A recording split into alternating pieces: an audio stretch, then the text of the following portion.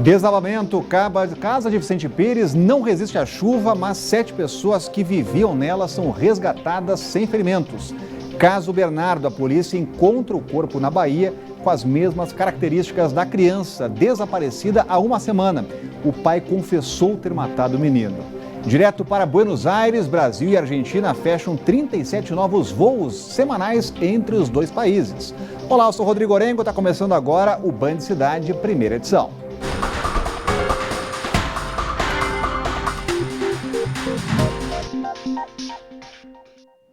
Uma tubulação de águas pluviais se rompeu com a força da chuva e uma casa da Rua 19 de Vicente Pires desabou no fim da tarde de ontem.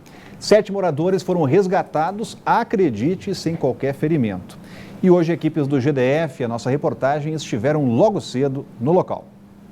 Foi pelo chamado das filhas que a dona Estelita soube do estrago feito em parte da casa dela. Aí quando começou a chuva, a menina falou: mãe, vem cá para a senhora ver que essa chuvinha que deu a sua área, como é que tá. Quando eu cheguei aqui, só vi o estralo. O muro cedeu depois de uma chuva que caiu na tarde de ontem. Aqui é uma área da União, não do governo do Distrito Federal. Mas como a família não tem condição de continuar no local, ela vai ser atendida por um programa da CODAB. Geralmente é feito de forma planejada, mas como tem uma emergência, então nós vamos atuar. Essa é uma área da União com restrições ambientais. Essa semana, inclusive, nós vamos estar sentando com a União para poder resolver essa situação. O acidente aconteceu na Rua 19, da Vila São José, em Vicente Pires. O Corpo de Bombeiros fez os primeiros atendimentos da ocorrência. Apesar dos estragos, ninguém ficou ferido.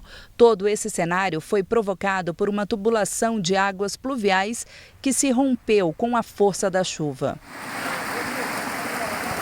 Não foi só a casa da dona Estelita que foi afetada pelo temporal da tarde passada. As obras na Rua 3 tiveram que ser paralisadas, já que a chuvarada vai continuar, segundo prevê o Instituto Nacional de Meteorologia.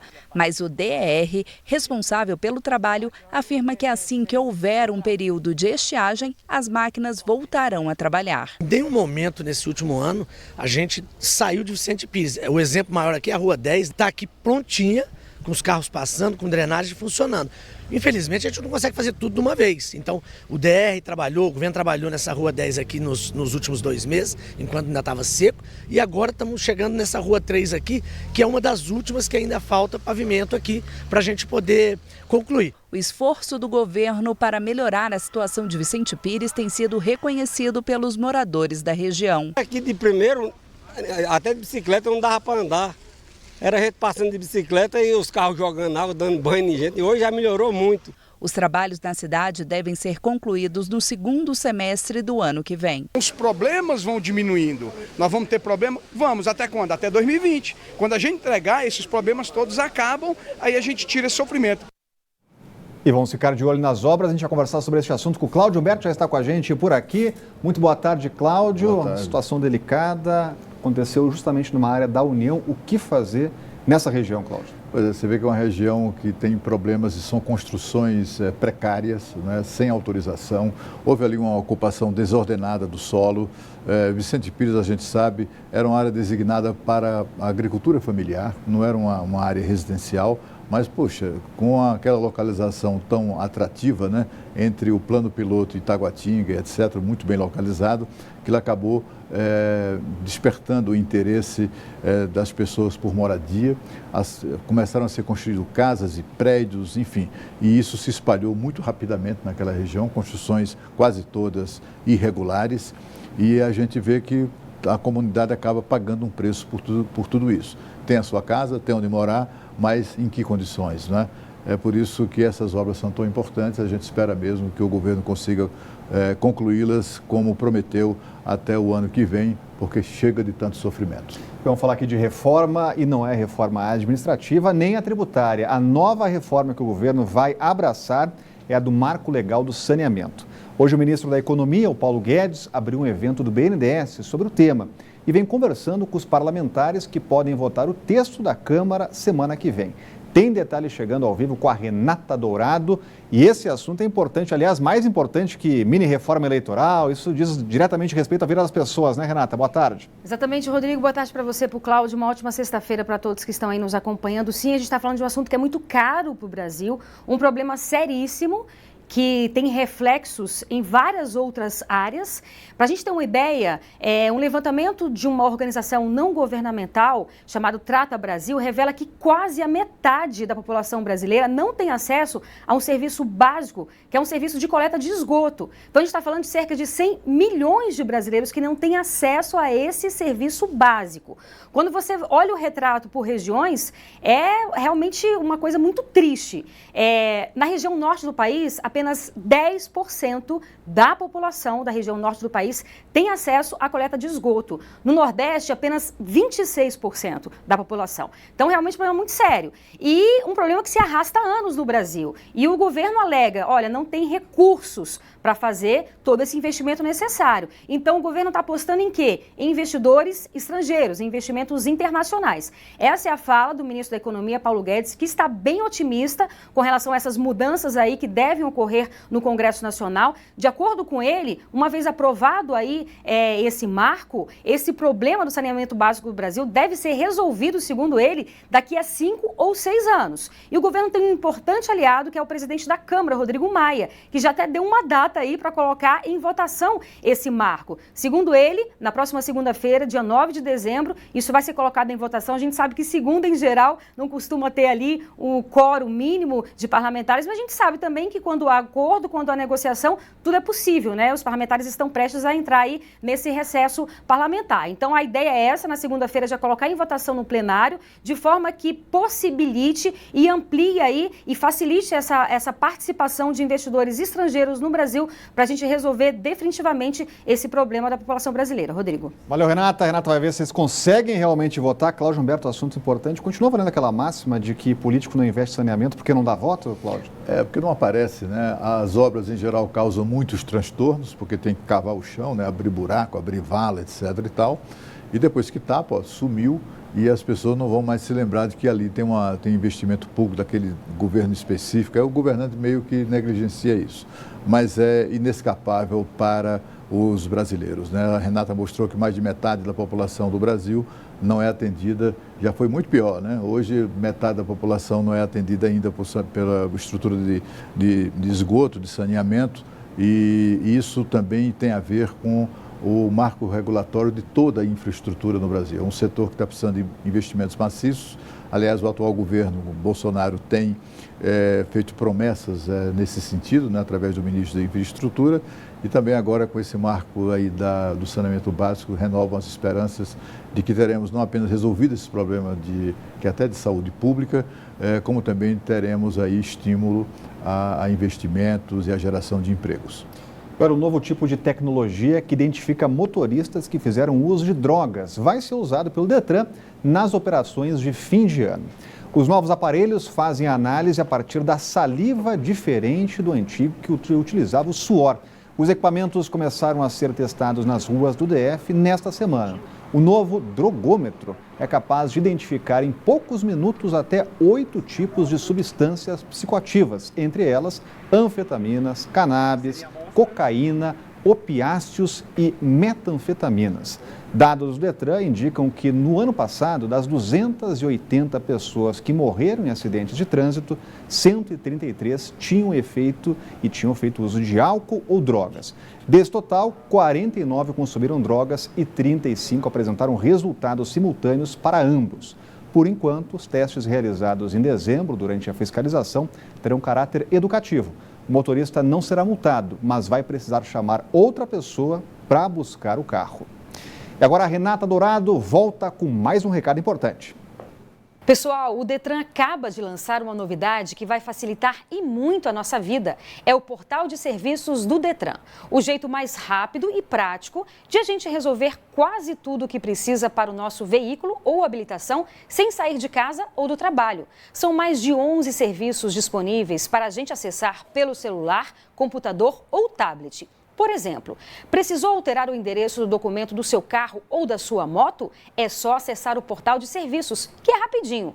Consultar algum débito ou emitir uma autorização de estacionamento para idoso? Passa lá no portal que você resolve sem problemas. E tem mais. No portal você também solicita o seu documento de licenciamento anual, o CRLV, escolhendo como você pode recebê-lo. É ou não é uma mão na roda esse portal de serviços do Detran?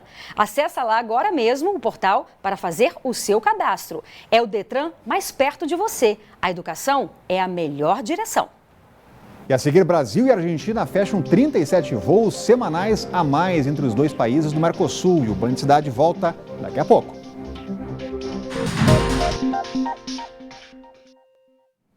Uma boa notícia, a greve da SEB chegou ao fim e a paralisação começou na terça passada, acabou agora há pouco depois que o sindicato aceitou a proposta da direção da companhia. Ficou acertado que os trabalhadores não vão ter reajuste de salário, mas o auxílio creche passou de 36 para 48 meses. O benefício varia entre R$ 250 e R$ 500 por mês. Além disso, os dias parados não serão descontados. Cláudio Humberto, essa é uma prática, não descontar os dias parados. É uma vergonha, na verdade, né? Os caras no trabalho vão receber por isso, né? Impondo tantos prejuízos como impuseram à sociedade. Tomara que entre esses benefícios que tenham sido cortados esteja aquela excrescência chamada auxílio babá. Os caras têm filho e nós é que pagamos as babás para eles, né? Mas isso foi muito positivo, finalmente acabou essa ameaça, né, sobre a população aqui do Distrito Federal. O importante é que a Assembleia, que decidiu pelo fim da greve, contou com a aprovação, essa decisão, de mais de 90% dos presentes. Presta atenção, você que vive no cheque especial, a partir do ano que vem, mesmo sem entrar no vermelho, o correntista vai ter que pagar um valor pela disponibilidade do crédito. A boa notícia é que, se não tiver jeito e a única saída for usar o cheque especial, os juros vão ficar mais baratos. Acabou o dinheiro da conta, mas ainda precisa pagar alguma coisa, ficou aquele boleto para quitar. E é nessa hora que algumas pessoas recorrem ao cheque especial. O limite disponibilizado pelo banco para os correntistas, que pode ser visto como um salvador para alguns. Mas para outros, recorrer a essa ajuda é sinônimo de dor de cabeça. Tudo bem entrar no cheque especial ou não? É dor de cabeça? Não aconselho ninguém. Inclusive, desisti disso aí. Estou tranquila. E eu prefiro fazer minhas compras, pagar, sabe, na hora. Estou evitando muito dívida. Hoje não está dando nem para usar o cartão crédito, entendeu? Que ele já vem te cobrando uma taxa já bem alta, ainda mais o cheque. O cheque você vai pagar 2 vezes praticamente. E se você já incorporou o limite do cheque especial ao seu orçamento, deve ficar bem atento. A partir de janeiro de 2020, algumas mudanças entram em vigor.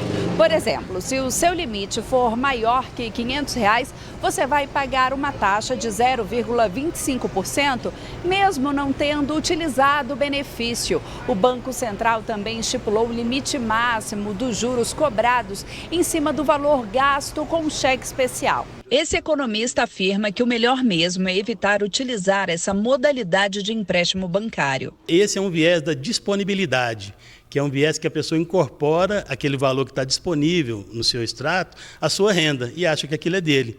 Então ele age de uma maneira instintiva, né? E depois que você vai pagar o juro, que você vai sofrer. O juro baixou bastante, eu acho que quem necessita vai continuar usando, baixou bastante. Mas eu não recomendaria não, eu não uso mais. Por que não usa mais? Por que optou por isso? Não, graças a Deus deu uma estabilizada boa, né? Não foi mais necessário.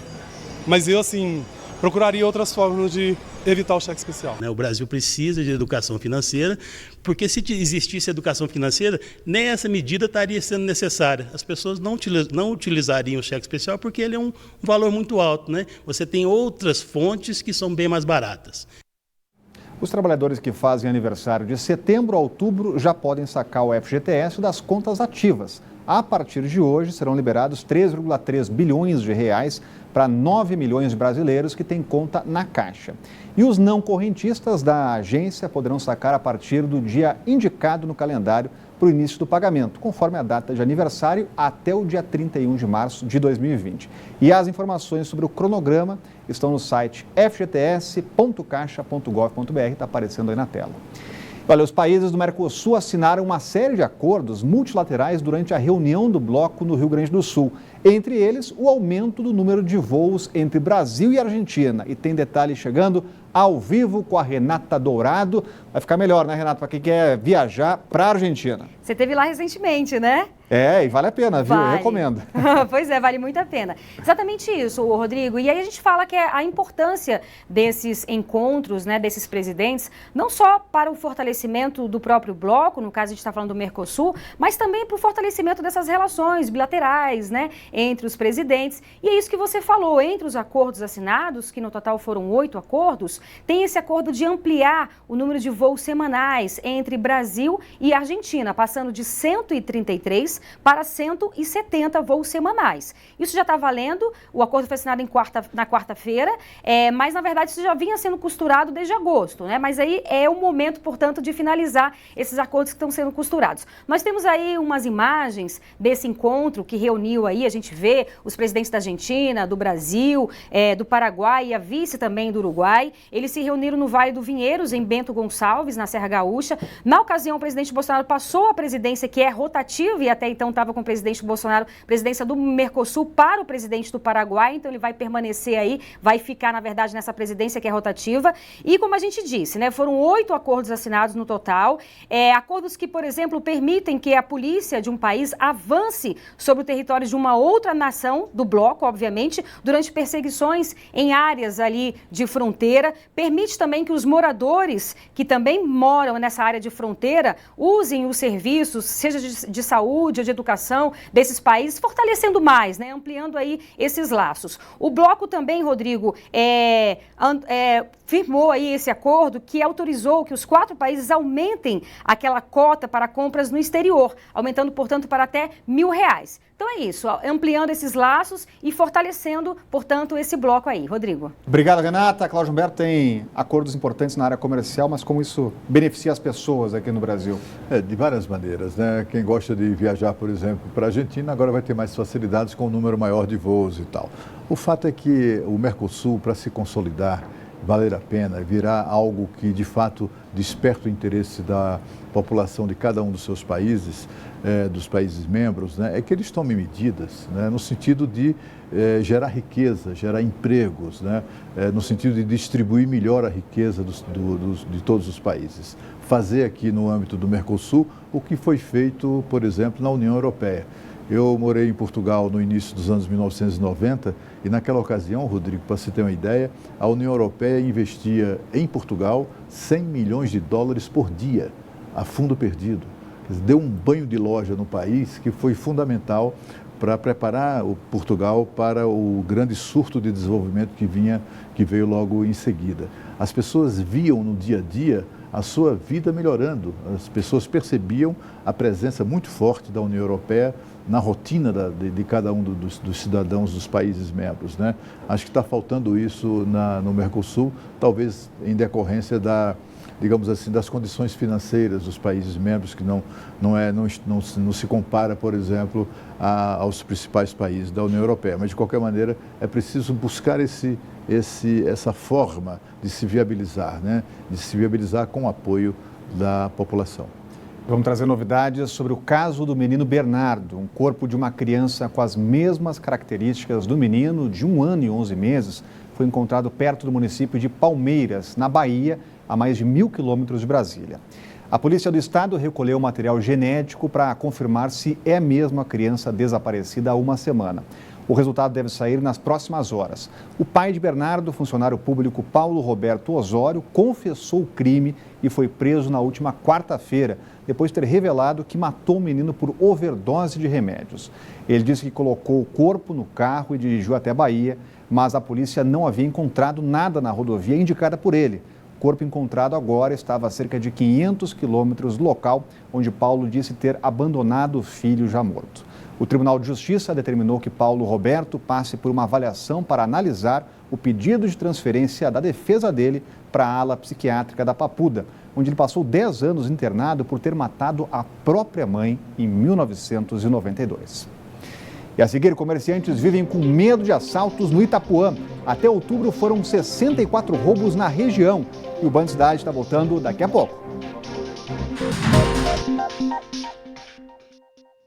Uma onda de assaltos assusta comerciantes do Itapuã. Depois do assassinato do dono de uma distribuidora no início dessa semana, os empresários estão reforçando a segurança e, claro, trabalham com medo. Sentimento que ganha força com o último balanço divulgado pela Secretaria de Segurança Pública. Até outubro deste ano foram registrados 64 roubos a comércio na região. No mesmo período do ano passado foram 36 casos. Uma conta que o José Ailton já perdeu. A de quantas vezes a loja dele, que fica no Itapuã, já foi alvo de assaltantes. Não dá para saber quantas vezes mais, porque foi muitas. Ele, que abriu a loja de bicicletas em 2006, cansou de ter os produtos levados pelos bandidos. Para evitar novas ações, o José Ailton reforçou a segurança no estabelecimento. Tem que ter, se não tiver, é pior, né?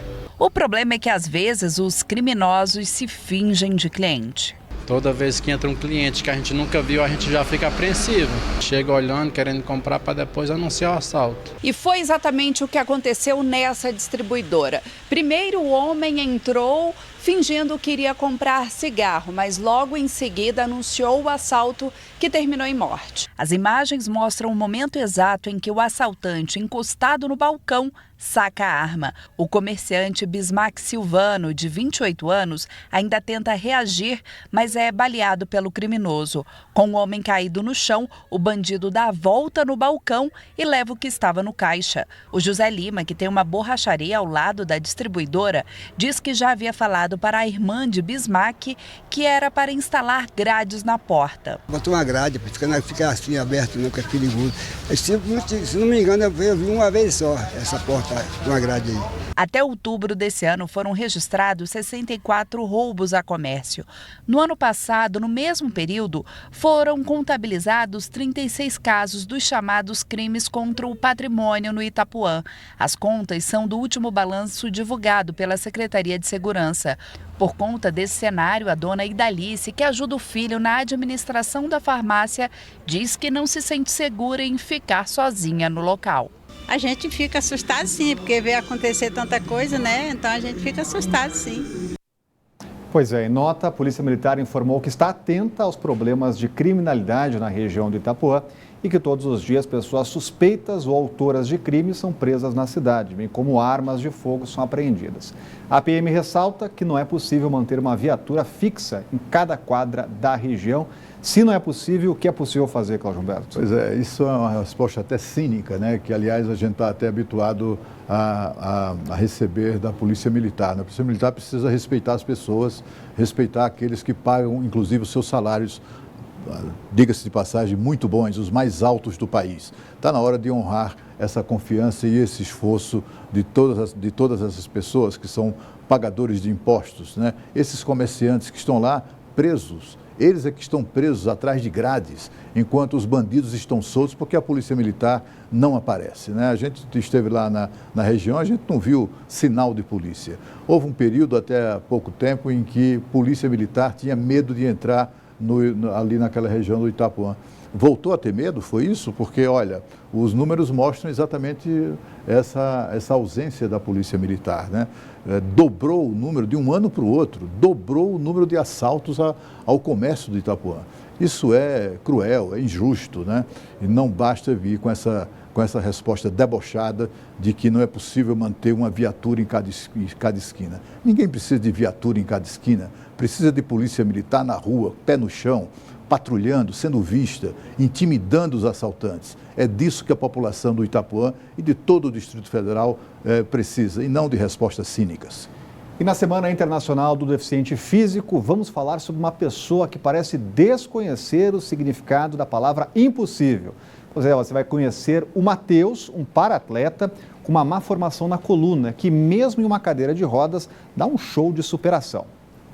Ainda na gravidez do Matheus, começou a luta da Adriana. Com 3 meses de gestação, ela soube que o filho tinha uma deficiência chamada mielomeningocele. E junto com a notícia veio uma sugestão dada pelo médico que foi afastada de imediato. A solução que o médico me apresentou foi do aborto. E quando eu fui pesquisar, realmente, era uma criança cheia de problemas e que ia me trazer trabalho para o resto da vida. Mas eu pensei, não, eu vou ter meu filho aqui, nem que seja um dia, 1 hora, né? O tempo de Deus, que ele estiver nos meus braços, ele vai ficar. Para a Adriana, o filho iria mostrar que tudo poderia ser diferente. Já que foram me apresentados problemas, eu vou apresentar soluções, né? Então, eu vou mostrar que uma pessoa com deficiência pode ser diferente. Diferente do que eles apresentam, mas podem ser iguais a nós, né? E tá aí, ele me mostrando que eu tinha razão. E olha que o Matheus não decepcionou a mãe, não. Só ao perguntar o que ele faz, já mostra que não é pouca coisa. Eu sou para-atleta, palestrante motivacional e modelo inclusivo. O Matheus ainda anda de skate, faz stand-up paddle adaptado e também coleciona medalhas como para-atleta de halterofilismo.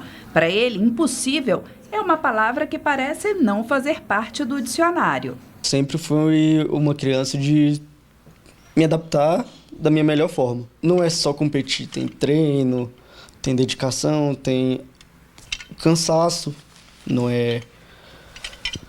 Vida de atleta não é fácil. Só que para aguentar o ritmo, ele conta com uma amiga inseparável, a cadeira de rodas. O problema é que essa aí já não está mais aguentando tantas atividades. Então, ele e a família encontraram um caminho. Criaram uma vaquinha virtual para arrecadar dinheiro. Tem um link, né? Se alguém tiver interesse, é só entrar no Instagram do Matheus, que é Moreira para Atleta, né? Tá lá o link. E, assim, toda colaboração é bem-vinda, né? Até de compartilharem quem não puder ajudar. E como na caminhada do Matheus ele nunca esteve sozinho, o atleta espera que agora não seja diferente. Sempre tive apoio de todo mundo. E dá para ajudar, hein? Dá para ajudar o Matheus a comprar uma nova cadeira. Basta entrar no Instagram dele, onde tem o link da vaquinha virtual. É o @MoreiraParaAtleta. Então é só acessar lá, já está aparecendo para você por aqui. E aqui na Band você tem um canal direto para fazer denúncias, mandar vídeos, mostrar os problemas onde você mora, o nosso WhatsApp do Band Cidade. Então anote aí nosso número, que é o 999769204. O Band Cidade, primeira edição, vai ficando por aqui. Vem chegando aí os donos da bola e a gente volta a se encontrar na segunda-feira, ao 12:30. Tchau!